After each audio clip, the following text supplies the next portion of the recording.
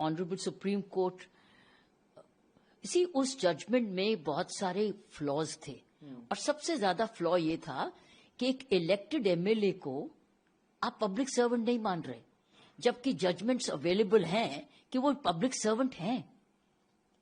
तो एक technical reason पर आपने इतना ग्रूसम क्राइम के बाद टेक्निकल रीजन ढूंढ के उसको छोड़ दिया मतलब उसकी सस्पेंशन, उसकी इम्प्रिजनमेंट को सस्पेंड कर दिया टेक्निकल फ्लॉ पे। और साथ में ये भी ढूंढने की कोशिश की कि नहीं, वो 15 साल कुछ महीने की थी तो बालिग नहीं थी। दो टेक्निकल रीजंस। ये आप भूल गए कि क्राइम क्या हुआ, बलात्कार हुआ, और वो भी एक लड़की से जो 16 साल से कम थी। ये तो एडमिट कर रहे हैं कि 15 साल 9 महीने की थी, सो 16 साल से कम थी तो बालिग तो थी। और दूसरा टेक्निकली, क्योंकि कानून में, दूसरे कानून में ये पब्लिक सर्वेंट नहीं है। जो व्यक्ति पब्लिक फंड्स ले रहा है, इलेक्शंस लड़ रहा है, कॉन्स्टिट्यूशन पे आप कसम खा रहे हो कि आप जाके पब्लिक ट्रस्ट को, पब्लिक सेवा में जाओगे और आप रेप करते हो और फिर आपको कहला जाता है कि आप पब्लिक सर्वेंट नहीं हो। कानून तो ये कह रहा है कि बैंक एम्प्लॉय भी पब्लिक सर्वेंट है। सो इसका मतलब क्या, ऑनरेबल उस bench of the high court ने ये देखा नहीं कि ऑलरेडी कानून विजिट कर रहे हैं, कानून जजमेंट्स हैं अवेलेबल। सो इसलिए, लेकिन ये भूल गए कि क्राइम क्या हुआ। ये तो नहीं कहा उसने कि क्राइम नहीं किया, क्राइम तो किया, उस क्राइम की सजा मिली है। उस क्राइम को क्या कहोगे? क्योंकि वो बालिग नहीं है, क्योंकि वो पब्लिक सर्वेंट नहीं है। ये कहां की रीजनिंग है? इसीलिए तो पब्लिक आउटक्राई हुआ। और पब्लिक आउटक्राई, एक पब्लिक आउटक्राई अननेसेसरली इनजस्टिस नहीं मांगता, पब्लिक आउटक्राई जस्टिस मांगता है। तो जस्टिस मिल गया, ऑनरेबल सुप्रीम कोर्ट ने वो दे दिया जो पब्लिक आउटक्राई था कि। और मैं आपको, मेरी नजर में इस लड़की के साथ एक बार ये विक्टिम नहीं हुई, एक रेप नहीं हुआ, उसका बाप भी मर गया, उसका वकील भी मारा गया। She was a victim many times over, she is not victim once, एक बार ही नहीं विक्टिम हुई है। जो उसके साथ हुआ वो अलग, बाप के साथ हुआ अलग, उसके वकील के साथ हुआ अलग, और अब चौथी बारी आप उसको सजा दे रहे हो जिसमें कह रहे हो कि नहीं, वो तो पब्लिक सर्वेंट नहीं है और तुम तो बालिग नहीं थी, तो जाओ।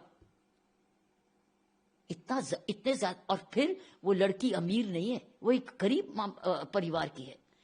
उसके परिवार ने किसी हद तक उसके साथ सपोर्ट किया और खुद विमेन वॉलंटियर्स ने उसको सपोर्ट किया शायद। लेकिन दाद देते हैं कि उसने बड़ी बहादुरी दिखाई, अभी भी बहादुर है, अभी भी छोड़ने को नहीं तैयार है। इसीलिए जब उसने आवाज उठाई और उसके साथ जो विमेन वॉलंटियर्स थी जो जुड़ी हुई हैं, उन्होंने आवाज उठाई सारे देश को। और फिर मीडिया का रोल तो था ही, मीडिया ने उसका सारी बात बताई और साथ में जो आर्टिकल्स आते रहे, पेपर्स में आते रहे, उसकी वजह से दरवाजे खड़काने पड़े और सुप्रीम कोर्ट ने आपको न्याय दे दिया, न्याय वापस दे दिया। लाइफ इम्प्रिजनमेंट तो लाइफ इम्प्रिजनमेंट 20 साल होती है, इसमें तो 20 साल जाएगा।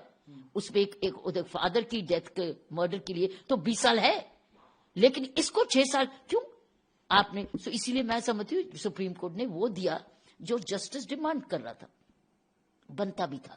और टेक्निकल फ्लॉज बहुत ज्यादा थे जो मैंने भी पढ़ा जजमेंट्स के बार, क्योंकि बहुत अच्छे वकील आपके मीडिया पे आए हैं, उन्होंने एक्सप्लेन किया जजमेंट्स को, पुरानी कोर्ट की जजमेंट्स को। तो क्या उन जजमेंट्स को भी अनदेखा कर दिया उस हाई कोर्ट के बेंच ने? तमाम भद्दे कमेंट्स किए जाते हैं उसको लेकर के। उसके पिताजी अभी बीएसएफ में हैं, सर्व कर रहे हैं, और इस तरीके का कमेंट, उसकी मौत हो जाती है मारने से, मार पिटाई की जाती है, उसके भाई के साथ भी मार पिटाई की जाती है। कैसे आप देखती हैं उत्तराखंड में ये पूरी घटना, नॉर्थ ईस्ट का वो बच्चा, कैसे आप?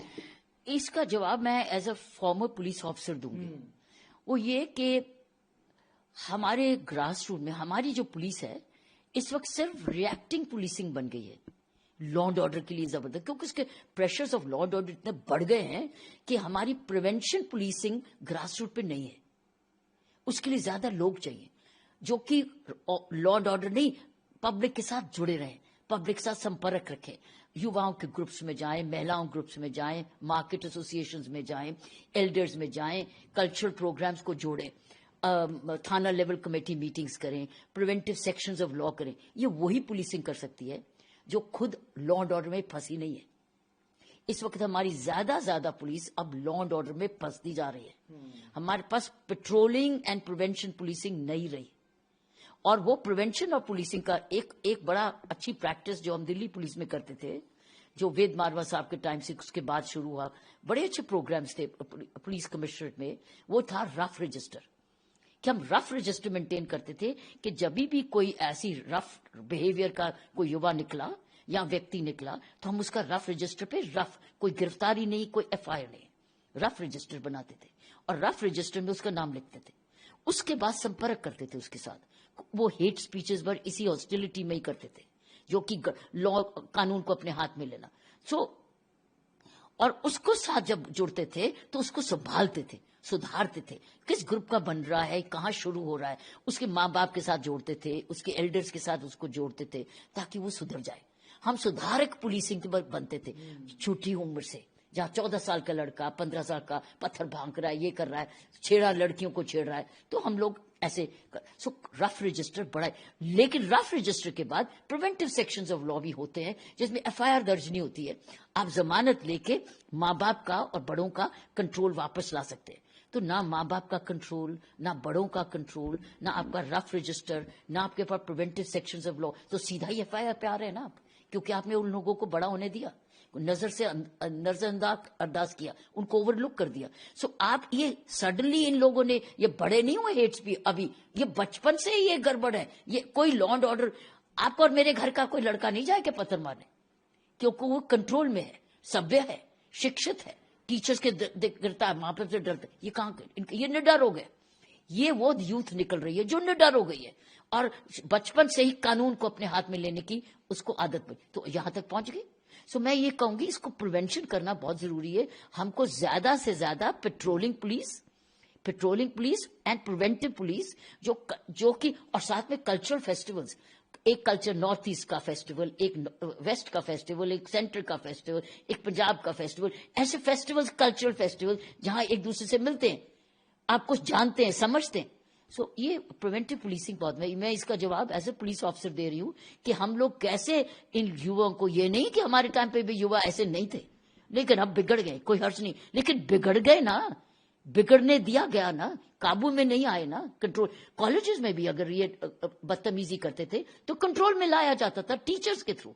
तो teachers used to exercise control, वो जो कंट्रोल चला गया है उसकी वजह से आज ये हरकतें हो रही हैं, और ये हरकतें नहीं जाएंगी अगर हम beat system, preventive policing, rough registers और पीस प्रोसीडिंग्स को वापस मॉल में लाएं, जहां आपके पास जमानती होते हैं, जमानती और माइनर और एग्जीक्यूटिव मैजिस्ट्रेट की कोर्ट में पेश होते हैं।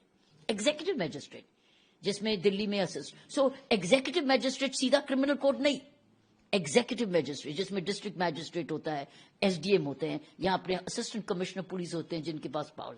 जब तक हम ये प्रिवेंटिव पुलिसिंग का पूरा माहौल नहीं क्रिएट करेंगे, हम लोग रिएक्टिव पुलिसिंग पर रहेंगे, और आज रिएक्टिव पुलिसिंग हो रही है जिसकी वजह से बढ़ता जा रहा है, नफरत बढ़ती जा रही। कानून है हेट स्पीचेस के लिए, लेकिन इस नौबत को आने से पहले मैं विश्वास करती हूं कि हमको प्रिवेंटिव पुलिसिंग की तरफ जाना पड़ेगा, जिसमें कम्युनिटी पुलिसिंग है, समुदाय की। For more of such videos do like, share and subscribe to ET Now Swadesh।